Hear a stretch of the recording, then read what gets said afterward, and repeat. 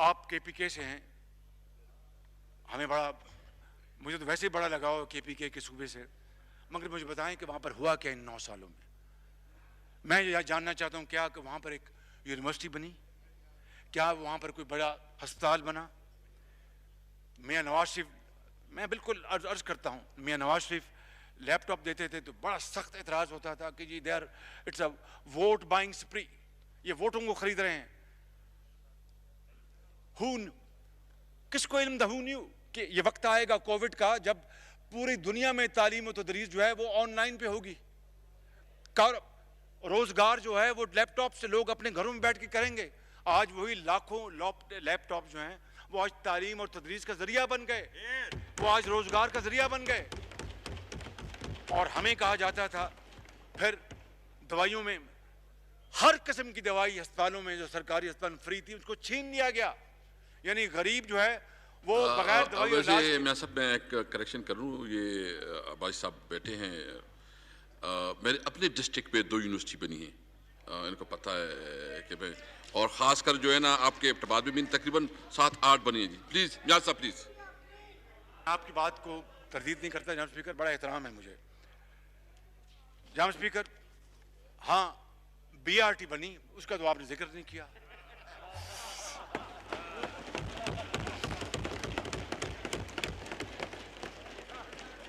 BRT का आपको सबसे पहले जिक्र करना चाहिए था कि जहां पर उसकी शोहरत है, चलती है तो जलती है। वो भी माशाल्लाह कंप्लीट हो चुकी है, आपने अगर देखी नहीं है वो कंप्लीट हो चुकी है। उसकी शोहरत यह है कि चलती है तो जलती है, और अगर चलती है तो फिर धक्का स्टार्ट से चलती है। अल्हम्दुलिल्लाह अल्हम्दुलिल्लाह अल्हम्दुलिल्लाह अल्हम्दुलिल्लाह जनाब स्पीकर, हमारे यहाँ कोई मेट्रो, ना किसी को आग लगी, ना अरबों रुपए की करप्शन हुई, ना कई के साल की ताख़ीर हुई, और आज भी लाखों लोगों को वो अपने मुकाम पर महफूज तरीके से पहुंचाती हैं। अल्लाह ताला का लाख लाख शुक्र है। और मैं समझता हूं कि फिर वहाँ पे अस्पतालों की निजकारी के ऊपर क्या हुआ, कभी लेडी रीडिंग हॉस्पिटल की छत जो है वो टपकती है, कभी ऑक्सीजन ना होने से लोग अल्लाह के प्यारे हो जाते हैं। जनाब स्पीकर, मैं आपको, ये मैं बड़ी बात नहीं कर रहा, 9 साल जनाब स्पीकर मैं आपकी खिदमत में अर्ज कर रहा हूँ, 9 साल अगर हमें केपीके की खिदमत को मिले होते तो मैं बिला खौफ तरदीद कहता हूँ कि हम केपीके को पंजाब से आगे लेके जाते हैं अल्लाह के फज़ल करम से, और मौका मिला तो लेके जाएंगे इंशाअल्लाह, मैं आपको बता रहा हूँ बिल्कुल। अच्छा है, बिल्कुल मैं अप्रिशिएट करता हूँ, और मैं दावत देता हूँ, हमने जो काम किए माशाल्लाह वो भी ढेरा मेहरबानी, ढेरा मेहरबानी।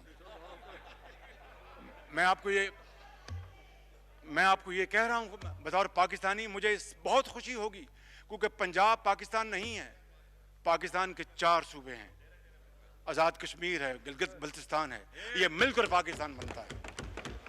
जनाब स्पीकर, फिर ये सवाल ये पैदा होता है कि इतने तारीखी कर्ज लिए IMF से और न जाने रुपए को 35% नीचे गिरा दिया, तो ये पैसा गया कहाँ? ये बड़ा वैलिड क्वेश्चन है जनाब स्पीकर, पैसा कहाँ गया? मैं समझता हूँ कि आज गंदम को देख लें, गरीब आदमी की रीच से बाहर है, चीनी रीच से बाहर है, वैक्सीन ना होने, मैंने आपको कल वो पेश किया था आपको इंडेक्स, इस खत्ते में जो वैक्सीन लगाने वाले ममालिक में पाकिस्तान आखिरी नंबर पर है, आखिरी नंबर पर। कितनी शर्म की बात है। तो ये पैसा गया कहाँ जनाब स्पीकर? ना ट्रांसमिशन लाइन मुकम्मल की, ना LNG की टर्मिनल को और बनाया। मैं ये समझता हूँ इसका जवाब ट्रांसपेरेंसी इंटरनेशनल ने दिया है, जिसके बारे में इमरान खान नियाजी साहब बड़ा कंटेनर पर भी और वैसे भी बढ़ चढ़ के बात करते थे कि ये देखो ट्रांसपेरेंसी इंटरनेशनल ये कह दिया। मैं ये कहता हूँ कि इसका जवाब मौजूद है उसी ट्रांसपेरेंसी का जो कि इमरान खान नियाजी साहब के यहाँ बड़ा उसको मुअज़्ज़ज़ मुकाम हासिल है। और ये ट्रांसपेरेंसी इंटरनेशनल पाकिस्तान नहीं, बर्लिन जर्मनी, उसने कहा कि PTI के इस दौर में करप्शन बढ़ गई है। ये कोई पाकिस्तानी नहीं कह रहा, ये एक वर्ल्ड की ऑर्गेनाइजेशन कह रही है जनाब स्पीकर। ये है जवाब कि ये पैसा इतना कर्जे लिए गए तो बना कुछ नहीं। तो उसका जवाब क्या? जवाब ये है जो मैंने अभी आपको बताया। लिहाजा गुड गवर्नेंस और एहतसाब और माशी तरक्की का जो वादा था, नारा था, वो उसका पोल खुल चुका है। उसके बारे में मुझे कुछ नहीं कहना। BRT हो, हेलीकॉप्टर हो, अपना बिलियन ट्री सुनामी हो, और फिर देखें मालम जब्बा 350 मिनी डैम्स का इमरान खान नियाजी साहब रिकॉर्ड पर हैं। आज से चंद साल पहले कहा था, जी बिल्कुल वो रिकॉर्ड पर हैं कि जब ये डैम्स बन गए तो हम पूरे पाकिस्तान को KPCA से बिजली मुहैया करेंगे। ये इमरान खान नियाजी साहब ने कहा। जनाब स्पीकर, कितने डैम बने हैं आपने मेरी पहले भी तस्हीह किया, आप बता दें। मैं सिर्फ इसमें इतना कहूँगा, वो डैम इस तरह नहीं है। ये जैसे कालाम में एक छोटे गांव के लिए छोटे छोटे डैम थे, ये इसलिए ये बड़े डैम की बात नहीं थी, वो मिनी बिजलीगर की बात हो रही थी, मिनी बिजलीगर की। जनाब स्पीकर,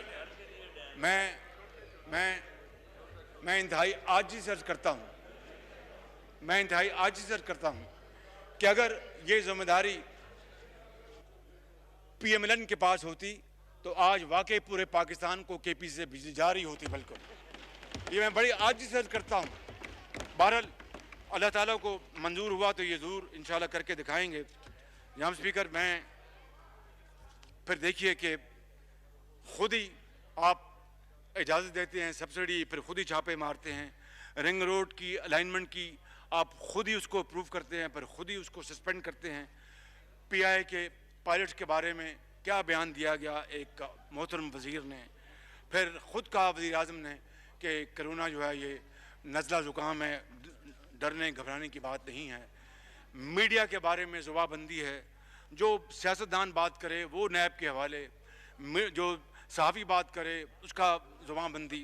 जनाब स्पीकर, हम इज़हार राय की पाबंदी के ऊपर सख्त मज़म्मत करते हैं और हम समझते हैं कि पूरी की पूरी अपोजिशन एक आवाज़ के साथ इसको कंडेम करेगी। और अब पाकिस्तान में मीडिया डेवलपमेंट अथॉरिटी का कानून लाया जा रहा है। इस कानून को खुद पैमरा ने भी इसको रिजेक्ट किया है। इस काले कानून को फिल फॉर वापस लिया जाए। हम इसकी भरपूर मज़म्मत करते हैं। जनाब स्पीकर, मैं ये अर्ज़ करूँगा कि ये है वो नया पाकिस्तान, ये है वो जमहूरियत, ये है वो ताकतवर को कानून के ताबे करना जिसका PTI और इमरान खान नियाज़ी साहब 22 साल से डंडोरा पीटते रहे। और जो कुछ इन 3 सालों में हुआ वो आपके सामने है। कश्मीर के हवाले से कभी कहा जाता है कि आर्टिकल 370 हम उसके जब तक वो नहीं करता हिंदुस्तान वापस लेता हम बात नहीं करेंगे। कभी कहते हैं कि जनाब हमारा उससे वास्ता नहीं, उनका इंटरनल मैटर है। जनाब स्पीकर, मुझे बताएं कि आप कश्मीरियों की इजाज़त के बगैर, उनकी मुशावरत के बगैर आप कोई बात कर सकते हैं, जिन्होंने कश्मीर की वादी में अपना दिहाइयों से अपने प्यारों का खून बहाया है। कश्मीर की वादी उनके खून से सुर्ख हो चुकी है, माँओं के आंचल फटे हैं, वो दर बदर हुए हैं।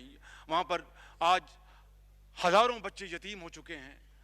आज किस तरीके से हम कश्मीर के हवाले से हम कश्मीरियों की उनकी जो अपना ख्वाहिशात हैं, अक़वाम मुत्तहिदा में सिक्योरिटी काउंसिल में जो करारदादें मंजूर हो चुकी हैं, लोकसभा में खुद आन जहानी वज़ीर आज़म नेहरू ने इसके ऊपर बात की थी। हम किस तरह हम इन आइसोलेशन को फैसला कर सकते हैं? ये मुमकिन नहीं है। इसलिए मैं समझता हूँ कि हमें तदब्बर और फ़हम फरासत से बात करनी होगी। अगर हम पर कोई एतबार नहीं करेगा, अफ़गानिस्तान को देख लीजिएगा, आप मुझसे बेहतर जानते हैं, वहाँ पर अब विड्रॉल हो रहा है। अगर वहाँ पर अमन कायम खुदा ना खास्ता नहीं होता, अल्लाह करे वहाँ पर अमन कायम हो और हमारी पाकिस्तान के एफर्ट्स अल्लाह ताला उनको बारबर करे और उसमें कामयाबी अता फरमाए।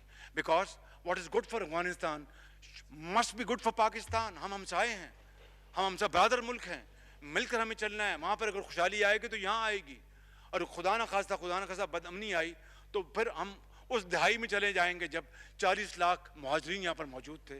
जनाब स्पीकर, हमें इन तमाम मामलात के ऊपर बहुत ही संजीदगी के साथ और बहुत ही तदब्बर के साथ हमें ये मामलात तय करने होंगे।